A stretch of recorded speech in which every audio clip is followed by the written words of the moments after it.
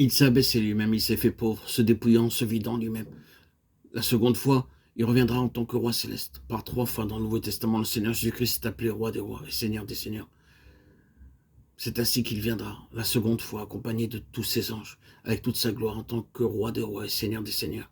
Apocalypse 17, 14, 19, 16 et 1 Timothée 6, 15. En ce jour-là, il fera de nous les participants de sa gloire. Il fera de nous des rois et des sacrificateurs pour toujours.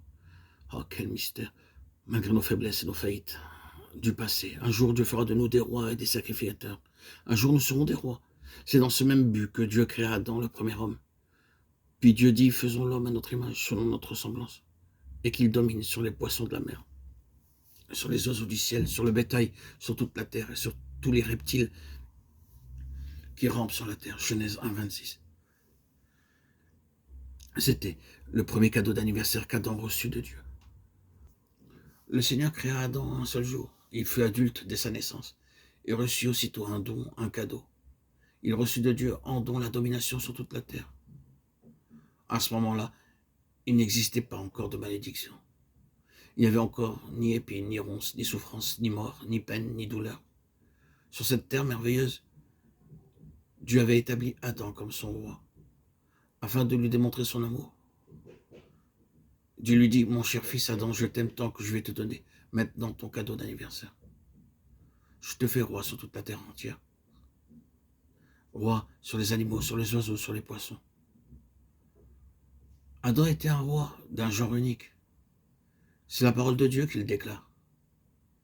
C'est dans ce but précis que Dieu l'avait créé. Mais c'est à cause de son péché, de sa désobéissance qu'Adam perdit ce privilège. Cependant, l'amour de Dieu ne peut pas changer. Nous pouvons changer, mais jamais l'amour de Dieu ne changera. De loin, l'Éternel se montre à moi. Je t'aime d'un amour éternel. C'est pourquoi je te conserve ma bonté. Jérémie 31, 3. Lui-même dit, je t'ai aimé d'un amour éternel. De plus, il dit encore, car je suis l'Éternel, je ne change pas. Malachie 3, 6. L'amour de Dieu ne peut pas changer. C'est pourquoi le dessein en vue duquel Dieu créa l'homme ne peut pas non plus changer. C'est dans ce but que le Seigneur Jésus-Christ est venu sur la terre. Ce qu'Adam avait perdu par sa désobéissance se trouve maintenant restauré, retrouvé par l'obéissance du Seigneur Jésus-Christ. C'est pourquoi le premier sermon prêché par le Seigneur Jésus parlait du royaume. Dès ce moment, Jésus commença à prêcher et à dire « Répentez-vous car le royaume des cieux est proche ». Matthieu 4, 17. Pourquoi donc le Seigneur a-t-il dit cela? Ne crains point, petit troupeau, car votre Père a trouvé bon de vous donner le royaume. Luc 12, 32. Il n'a pas dit « jetez un regard sur ce royaume et partez », mais il dit en fait très clairement, selon la version anglaise, « Ne crains point, petit troupeau, car c'est le bon plaisir de votre Père de vous donner le royaume ». Ce qu'il donne, ce qu'il offre, c'est pour toujours, pour l'éternité.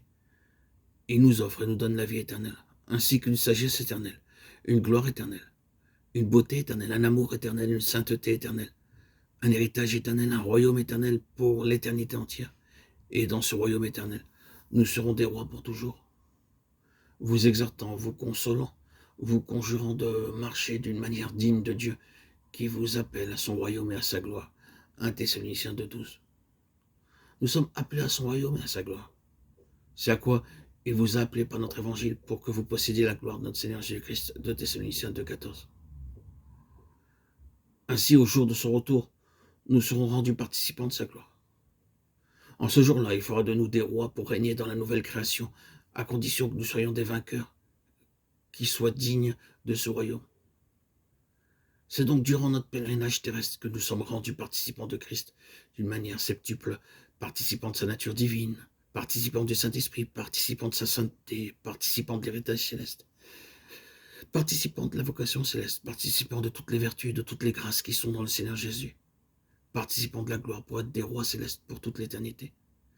De cette manière aussi, nous sommes des collaborateurs avec Dieu pour amener la gloire qui s'en est allée. C'est pourquoi nous devons d'abord apprendre à être des vases, des instruments semblables à Anne, sachant comment prier, en discernant le véritable besoin de Dieu lui-même.